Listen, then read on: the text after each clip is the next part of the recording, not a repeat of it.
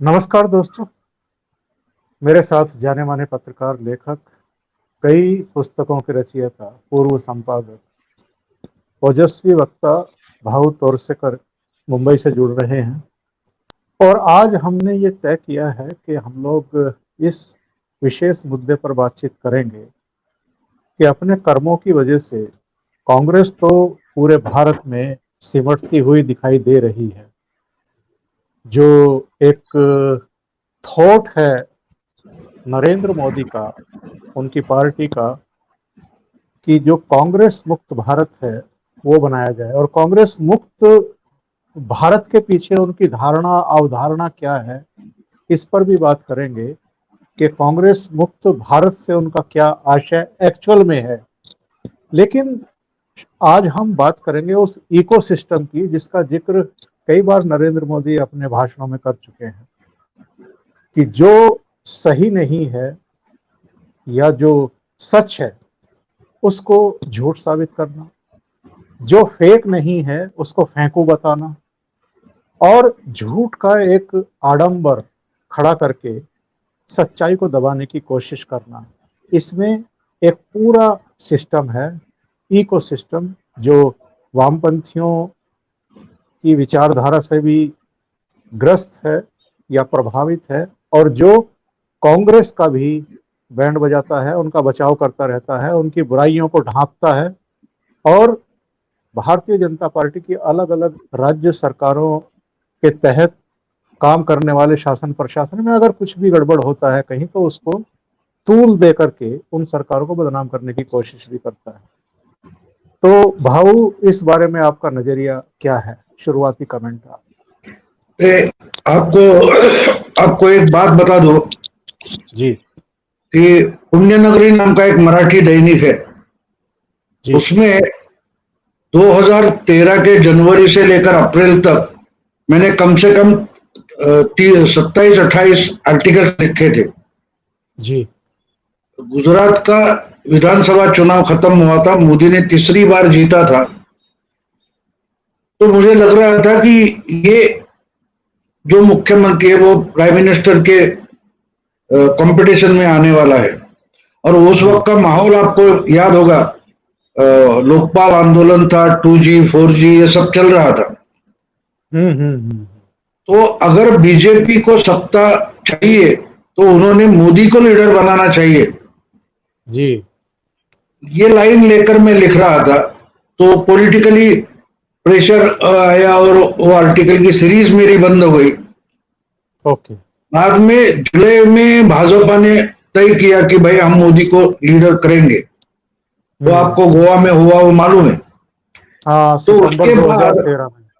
2013 में तो उसके बाद एक प्रकाशक मेरे पास आए, बोले कि आपने जो सीरियल लिखी थी उस पर से ही मानो कि बीजेपी ने लाइन ले ली और उन्होंने मोदी को लीडर बनाया है, तो उसका एक जी। किताब बनाएंगे। तो ठीक है। वो किताब जो थी वो मराठी में उसको मोदी का, या हिंदी में आप बोल सकते हैं मोदी ही क्यों, ये जी। नाम की किताब बनी।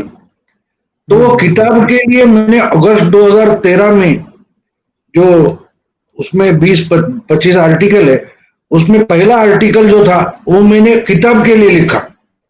ओके। उसका शीर्षक था असाबियाचा आधुनिक अवतार, असाबिया का नया अवतार। तो जो असाबिया होता है, तो असाबिया का मतलब ब्रदरहुड होता है, अरेबिक ओके। में ब्रदरहुड होता है। तो वो जो पहला आर्टिकल था उसमें मैंने लास्ट 2-3 पैराग्राफ में समराइज किया था कि मोदी सिर्फ बीजेपी को बहुमत नहीं दिलाएगा, वो तो प्राइम जी। मिनिस्टर बनेगा ही, लेकिन प्राइम मिनिस्टर बनने के बाद ये जो नेहरूवियन इकोसिस्टम है ये खत्म कर देगा। ओके। ये जिसको हम बोलते हैं ना नेहरू, गांधी नेहरू, ये जो इकोसिस्टम है ये इसको धक्का देगा। ये मैंने अगस्त 2013 में लिखा था। ये जो इस सिस्टम के जो बुद्धिवादी है इनको अभी अभी 2-3 साल पहले पता लग गया कि मोदी क्या करने वाले, लेकिन वो मैंने 2013 में प्रेडिक्ट किया था। तो मेरे मजाक उड़ाया गया था कि ये कहां से बोल रहा है कि मोदी को मेजोरिटी, अकेले पार्टी को मेजोरिटी मैंने प्रेडिक्ट की थी। जी। तो कोई बात नहीं, मजाक तो उड़ाने वाले कुछ सोचते भी नहीं है, उनको मजाक करना होता है।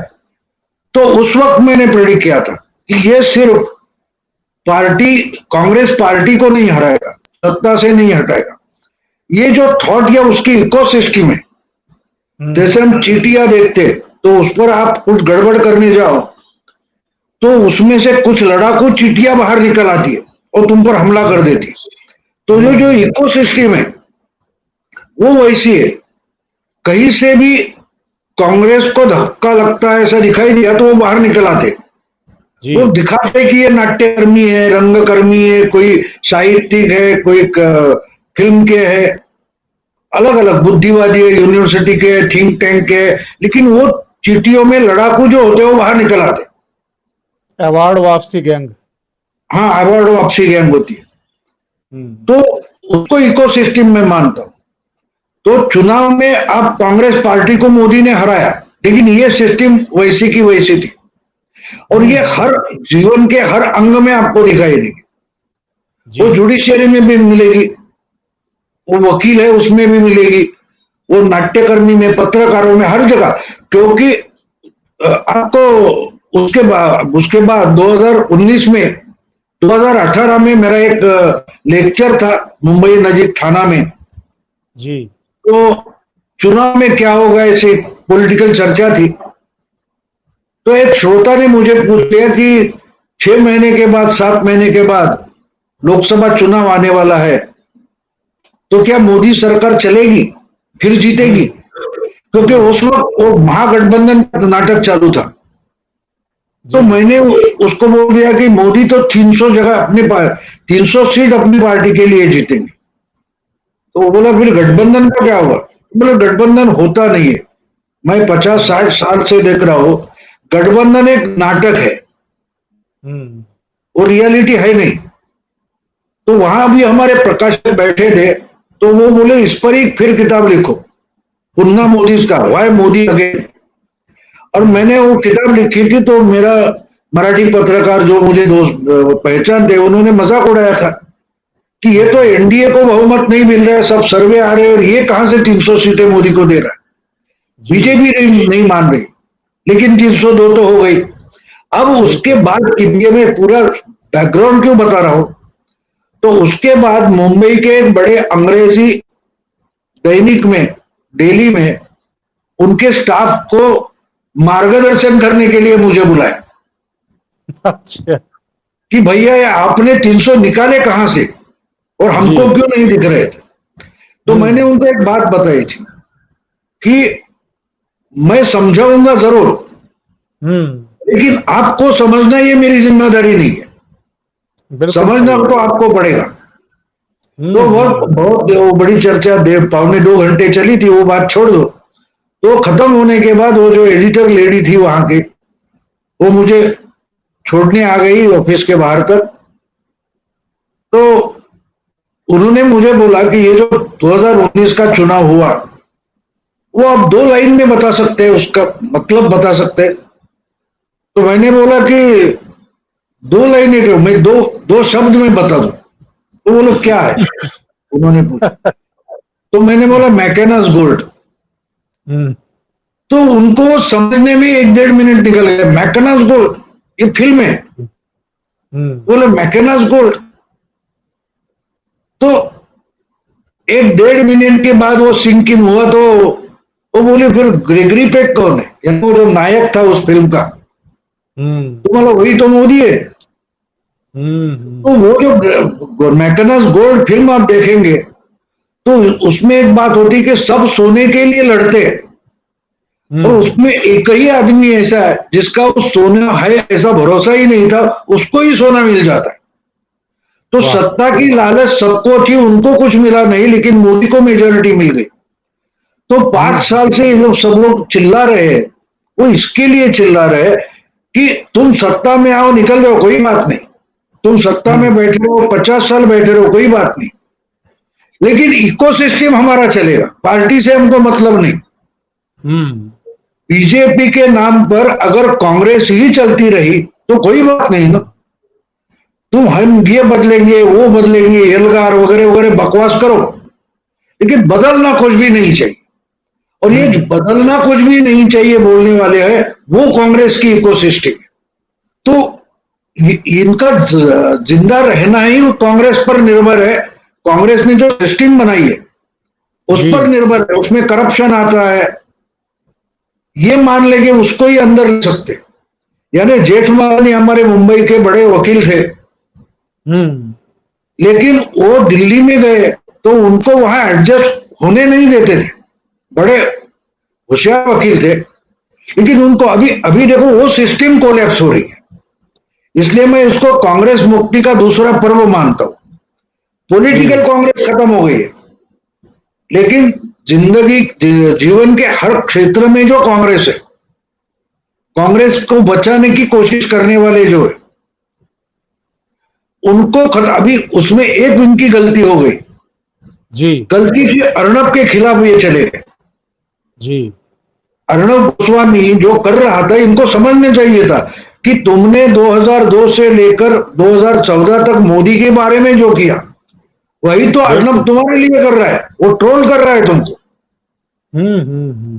तो मोदी ने इनको इग्नोर किया, दुर्लक्ष्य किया, ये नहीं कर पाए और इन्होंने अर्णब को हीरो बना दिया।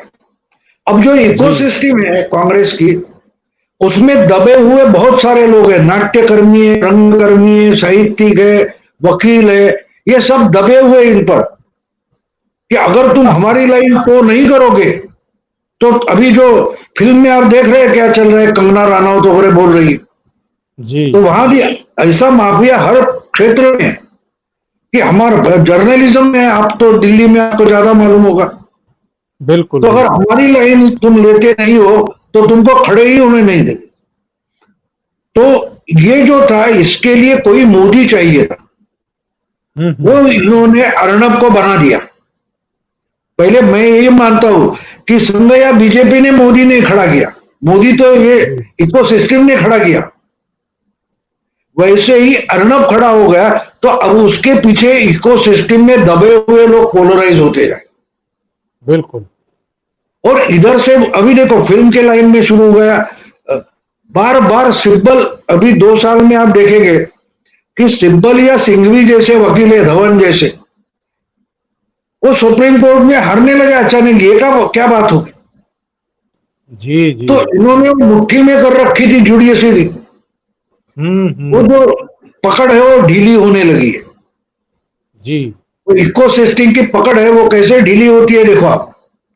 प्रशांत भूषण का नाम हमने लास्ट एक साल में कितना सुना है, जी नहीं तो हर 2 दिन में वो कोई आईपी क्या बोलते हैं उसको, पीआईएल लेके PIL। जाते थे और इस पर है उस पर है चलता था। आजकल क्या हो गया उनका एक्टिविस्ट लॉयर इंदिरा जयसिंह आमा। का क्या हुआ है। तो हम्म। उनकी इकोसिस्टम ढीली पड़ रही है। जी तो अभी ये कांग्रेस की इकोसिस्टम है, मैं बोलेंगे हम तो कांग्रेस वाले नहीं है, लेकिन वो हर जगह से कांग्रेस को बचाने की कोशिश कर रहे हैं। इस्लाम का जो इतिहास है उसमें प्रेषित जो है क्या, पैगंबर जो है उनके चाचा थे अबू तालिब, वो खुद कभी जी मुस्लिम नहीं हो, इस्लाम का स्वीकार नहीं किया, लेकिन हर बार ये मोहम्मद पैगंबर को बचाते थे मक्का वालों से, और जी औरों को मुस्लिम होने में उन्होंने मदद की थी या पुश किया था। ये सब कांग्रेस की जी इकोसिस्टम है, ये ऐसा काम करती है। वो तो खुद बोलेंगे हम तो मुस्लिम है नहीं, हम तो सॉरी हम कांग्रेस नहीं है, लेकिन इस हम्म। ढंग से अभी आप देखिए टीवी पर आप तो चर्चा देखते हो हिंदी या अंग्रेजी में, तो उसमें ये रवि हम्म। श्रीवास्तव कौन है, विवेक या और तो कोई चेतन शर्मा है, ये जो जी निशांत वर्मा है, अब्बासी नाम के कोई है, ये सब आप हम्म। देखेंगे इनको बोलते हैं ये राज्य के विश्लेषक है, पॉलिटिकल एनालिस्ट, लेकिन ये सिर्फ बीजेपी को गाली देते हुए दिखाई देंगे। बिल्कुल। अगर अभी एक कचरा हम देखा, कचरा को कूड़ा कचरा पड़ा रहता है, अब मराठी में उसको उकीरड़ा बोलते हैं कचरे की जगह, जी तो उसमें चूहे होते हैं, बिल्ली होती है, कुत्ता होता है, कोई बेचारा प्लास्टिक विस्टिक कलेक्ट करने वाला आदमी भी हमको वहां दिखाई देता है। तो है तो कूड़ा कचरा, लेकिन उसमें भी कुछ ना कुछ काम की चीज तो निकल आती है। ये जो चूहे से लेकर आदमी तक कुछ ना कुछ निकलते रहते हैं। जी ये जो विश्लेषक है, ये अगर मानते हैं कि मोदी या बीजेपी कूड़ा कचरा है, मान लेता हूं, लेकिन उसमें भी कुछ तो काम की चीज होगी। आपने जी जी एक बार तो बताई कि भाई नहीं ये तो अच्छा हुआ है, ये तो ठीक किया है। अगर 6-7 साल से आप एक भी बात की सराहना नहीं कर रहे हैं, इसका मतलब आपको कुछ समझ में नहीं आता। बिल्कुल। मैं मानता हूं कि ठीक है तुम्हारे लिए वो कूड़ा कचरा है, लेकिन उसमें भी कुछ लोगों के लिए तो कुछ तो है। ये क्यों सही। नहीं समझ पा रहे? अरे ये समझ नहीं पा रहे क्योंकि तुम एनालिस्ट हो ही नहीं। तुम वो इकोसिस्टम का एक भाग हो कि जो कांग्रेस के बचाव के लिए काम कर रहे। तो ये टूटने का समय आ गया, इसलिए मैं उसको कांग्रेस मुक्ति का दूसरा पर्व मानता हूं। कुछ साल पहले तक भी भाऊ मैं ये देखता था, जब भी मैं पार्लियामेंट जाता था तो ये लोग काफी हावी हुआ करते थे, तंज कसते थे, व्यंग कसते थे, गालियां भी देते थे। प्रेस क्लब में भी शाम को जिस तरह का वातावरण रहता है आप जानते हैं कि कश भी चलते हैं और जाम भी चलते हैं, और सारी देश की राजनीति जैसे प्रेस क्लब को ही तय करनी होती है। वही सर्टिफिकेट बांट रहे होते हैं कि कौन पॉलिटिशियन ठीक है, कौन नहीं है, कौन सेकुलर है, कौन नॉन सेकुलर है, कौन कम्युनल है। लेकिन हाल के वर्षों में जैसे जैसे इन पर दूसरे पक्ष के मीडिया कर्मी हावी होने शुरू हुए हैं, उनकी तरफ से जो अटैक होना शुरू हुआ है, इन पर जो पलटवार शुरू हुआ है, उसके बाद से इनकी कुंठा देखने लायक है, इनका फ्रस्ट्रेशन देखने लायक है। कभी ये गोदी मीडिया कह करके अपमानित करने की कोशिश करते हैं, कभी दूसरे तरीके से करते हैं। इस सब का मतलब क्या निकाला जाए कि ये अब पस्त होना शुरू हो गए हैं। बिल्कुल बिल्कुल बौखला गए, बौखला गए। अभी मेरे ख्याल है 1-2 हफ्ते पहले वो जो आशुतोष है, हम्म। उसका कोई यूट्यूब चैनल है, उस पर कुमार केतकर का, हमारे मराठी के बड़े संपादक थे, तो उनका एक इंटरव्यू मैंने देखा था। जी तो आशुतोष कुछ बोले ऐसे कि अभी कहाँ इंटेलेक्चुअल एंकर बच गए। तो ये इंटेलेक्चुअल एंकर थे जिनसे बड़े बड़े उद्योगपतियों ने पैसा डालकर चैनल शुरू कर दिया और उसकी टीआरपी नीचे नीचे आ गई, इनको धक्के मारकर निकाल दिया। तो ये इंटेलेक्चुअल हो गए। इंटेलेक्चुअल का मतलब आपको समझना जरूरी है कि जिसको लोग सुनना ही नहीं चाहते, ये हमेशा मनुवाद बोलते रहेंगे। जी जी। बराबर है? तो मनुवाद का मतलब क्या है कि आम जनता जिसको मानती है उसको हम पत्थर मारेंगे। हम्म। आज आज हर एक बोलेगा बाबा साहब अंबेडकर। जब बाबा साहब ने लोकसभा का चुनाव लड़ा था तो उनको हराया था किसने? जी। नेहरू ने हराया था ना। अब सब कांग्रेस वाले उठकर हर दिन बाबा साहब का नाम लेते, लेकिन हम्म। जो 52 के बाद चुनाव शुरू हो गए, उसमें बाबा साहब को चुनकर ना आने के लिए कोशिश किसने की थी? बार बार उनको बिल्कुल। किसने हराया था? बाबा साहब ने जब रेजिग्नेशन दे दिया अपने मंत्री पद का, तो उसके बाद उनको पार्लियामेंट में भाषण भी नहीं करने दिया। टेक्निकल मुद्दे लेकर बाबा साहब ने अपना भाषण, लिखित भाषण सबमिट करके वो निकल गए थे। आज जब जी जी राहुल गांधी बोलते हैं कि मुझे बोलने नहीं दिया जाता, तो अंबेडकर जी को बोलने दिया था। तो बाबा साहब अंबेडकर को इन्होंने पार्लियामेंट में भी बोलने नहीं दिया था। और जब जी ये सब बोल लेते कि भाई ये हो गया वो हो गया, हमको बोलने नहीं देते आज, तो आपने बाबा साहब को भी बोलने नहीं दिया था। जी। लेकिन इस पर भाष्य करने वाले जितने कोई नेता, प्रवक्ता, इंटेलेक्चुअल्स है, ये इंटेलेक्चुअल्स है ही नहीं। जी। एक जैसे तो पढ़ा तोता बोलते हैं ना, पढ़ाया तोता बोलता है। तो हमारे यहाँ मुंबई में या महाराष्ट्र में सत्यनारायण की पूजा होती है। जी जी। तो उसमें जो ब्राह्मण आता है वो बड़बड़ाता रहता है, और नीचे रखे हुई जो पोथी है, उसकी बुक है, वो पलटी करता रहता है।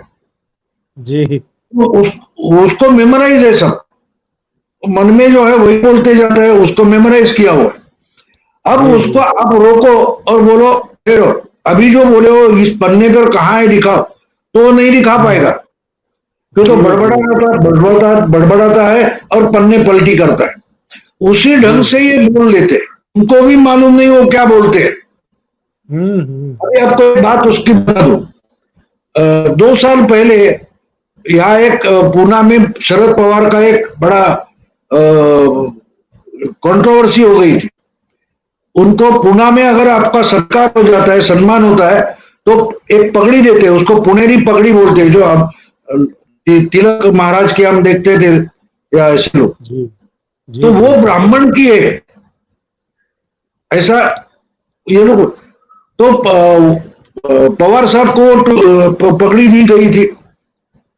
तो पवार साहब ने वो पगड़ी निकाली और बोले कि इसके आगे ये पगड़ी मत देना, यानी ये ब्राह्मण की है, ओहो। तो ये पगड़ी देना।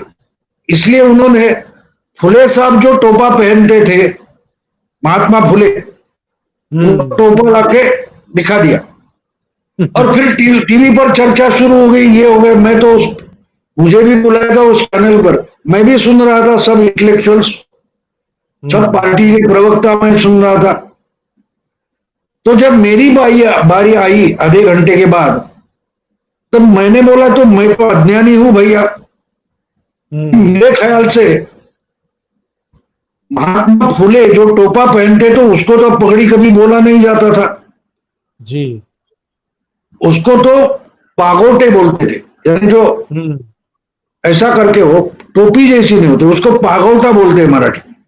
हाँ। तो मैंने तो पहली बार सुना कि महात्मा फुले पगड़ी पहनते थे, तो सब गड़बड़ा गए एकदम। बोले, मैं जोरों जोरों से बोल रहे, मतलब एनसीपी के जो प्रवक्ता है वो तो बोले कि हाँ। मुझे ही पवार साहब ने स्टेज से उठाकर भेजा था कि वो लेके आ टोपा। हम्म। तो जो फुले साहब पहनते थे, वो पगड़ी है या टोपा है या पागोटे है, ये भी जिनको मालूम नहीं उस पर चर्चा कर रहे। तो ये बिल्कुल इंटेलेक्चुअल बिल्कुल। है, ये हम्म। इंटेलेक्चुअल है। तो उनको मैं इंटेलेक्चुअल नहीं मानता, उन पर ठप्पा मारा जाता है कि ये अभी आज से इंटेलेक्चुअल है। ये जो मठाधीश दिल्ली में बैठे, वो तय कर देते कि हाँ भाई हम बिल्कुल। इसको आज से मानना शुरू हो। तो इसमें ही कांग्रेस का नुकसान हुआ है। कांग्रेस जो हारी है, ये इन पर ज्यादा निर्भर हो गई। एक और उसको संगठन की जरूरत नहीं लगी। वो लगे ये जो माहौल बनाएंगे उससे ही हम जीत जाएंगे। जब तक सामने से कोई लड़ने वाला नहीं था, तब तक ये जी। चल जाता है कि समाज हम्म। दबा हुआ रहता है। जब तक उस समाज को कोई क्या बोलते हैं उसको, लड़ने वाला लीडर नहीं मिलता, जब तक उसको लड़ने वाला लीडर नहीं मिलता, तब तक वो समाज दबा रहता है और अन्याय भी सहन करता है, लेकिन लड़ता नहीं है। उनकी जो लड़ने की ईर्ष्या है, वो पैदा करने वाला लीडर जरूरी होता है। जी। इसके बारे में तो मैं बहुत बोल सकता हूँ, लीडर क्या होता है। और जी। अन्याय करने वाली गवर्नमेंट चलती रही है, नीरो क्यों चलता रहा। हम मजाक उड़ाते कि नीरो फिडल बजाता रहा, लेकिन वो सालों साल चलता रहा, क्योंकि उस समय के जो ग्रीक बुद्धिमंत थे, इंटेलेक्चुअल थे, तो उनको खिलाता पिलाता था, तो वो बोलते थे ये तो कला सख्त राजा है, और वो चलता रहा। हम्म। एक्चुअली नीरो ये मेंटली रिटार्डेड था। हम्म। तो कांग्रेस इकोसिस्टम का मतलब आप समझ रहे, जो जी। खुद जी। को इंटेलेक्चुअल मानते हैं, वो सब इसी सिस्टम में बैठे हैं। और वो बोलते हैं कि हम कहते हैं इसलिए इंटेलेक्चुअल है, इसलिए राहुल गांधी कुछ भी बोले तो भी रोज चर्चा होती है। मैं ये पूछ रहा था कि ये लोग जो हैं एक और प्रोपेगेंडा करते हैं, आपने भी देखा सुना होगा कि रोज चैनलों पर बैठ कर के सरकार को, मोदी को गाली देते हैं। जो सही बात कहने का साहस दिखाता है उसे गोदी मीडिया कहते हैं। उसके बाद ये भी कहते हैं कि अभिव्यक्ति की स्वतंत्रता को कुचला जा रहा है। यानी रोज आप गाली भी देंगे, रोज आपको वार्ताओं में प्राइम टाइम में बुलाया भी जाएगा, रोजाना का आपका वही काम है, फिर भी आप ये कहें कि अभिव्यक्ति की स्वतंत्रता को कुचला जा रहा है। इसी तरीके से जो अंतर्राष्ट्रीय स्तर पर तथाकथित रेटिंग करती है अभिव्यक्ति की स्वतंत्रता की, कि कौन कौन से देश में क्या क्या रेटिंग है, कहाँ अभिव्यक्ति की स्वतंत्रता है, कहाँ सीमित है, कहाँ खत्म हो गई है, वो भी इन्हीं लोगों की वजह से तय कर दी जाती है। उन लोगों को क्या पता है कि भारत में बोलने की कितनी आजादी है। लेकिन ये जो प्रोपेगेंडा है, इसके पीछे की मानसिकता क्या है? नहीं नहीं, ये तो बिल्कुल साफ है, वही तो लोग हो रहे हैं। कैच 22 जिसको बोलते हैं अंग्रेजी में, कि कैच 22 का मतलब ये होता है कि अमेरिकन एयरफोर्स जो है उसमें जो पायलट होता है उसको वो हवाई जहाज उड़ाने से छुट्टी चाहिए। वो छुट्टी मिलने का एक रूल है, जो रूल्स रेगुलेशन, उसमें 22 नंबर का जो रूल है वो ऐसा है कि आपको अगर छुट्टी चाहिए तो एक ही निकष पर आपको उस छुट्टी मिल सकती है। वो निकष ऐसा है कि मेरी मनस्थिति अच्छी नहीं है, मानसिक स्थिति अच्छी नहीं है, ऐसा आप अगर अर्ज करेंगे तो आपको छुट्टी मिल सकती है। ये रूल 22A है। लेकिन 22B क्या है? 22B ऐसा है कि आप जब अर्जी करेंगे तब आपकी मनस्थिति ठीक होनी चाहिए। तो जिस समय अर्जी करेंगे उस समय वो खारिज हो जाएगी। तू तो बोलता है कि तू अगर अर्जी कर रहा है इसका मतलब तेरी मनस्थिति ठीक है। हाँ, तो इतनी ये सोचने जो, समझने की शक्ति है। हाँ, तो ये बोलेंगे कि हम कहते हैं इसलिए, हम कहते हैं इसलिए, यही उनका रूल है असल। देखो, सहिष्णुता जो कही जाती है वो कहां तक चाहिए, कि जब तक हम सहिष्णुता खत्म नहीं करते तब तक हमको सहिष्णुता चाहिए। हम तुम्हारी सहिष्णुता की परीक्षा लेंगे, हम्म। लेकिन तुम हमारी सहिष्णुता की परीक्षा नहीं लेनी चाहिए। ये इनका तरीका है। जी। अब एक बात समझ लो, उसके उसके बारे में लेनिन का मैंने कहीं पढ़ा था, बहुत बढ़िया था, जो कम्युनिस्ट रशिया में कम्युनिस्ट का रिवॉल्यूशन किया था। तो वो जब यूरोप में गए थे, वेस्टर्न यूरोप में, वेस्ट के पत्रकारों ने उन्हें पूछा कि भाई आपने सोवियत या रशिया में सब फ्रीडम ऑफ एक्सप्रेशन बंद कर दिया, सबके मुंह बंद करके रखे, तो हमारे यहां तो फ्रीडम ऑफ एक्सप्रेशन है, तो अगर तुम्हारी सत्ता यहां आई तो हम भी खत्म हो जाएंगे, जी। हमारा भी फ्रीडम ऑफ एक्सप्रेशन चला जाएगा।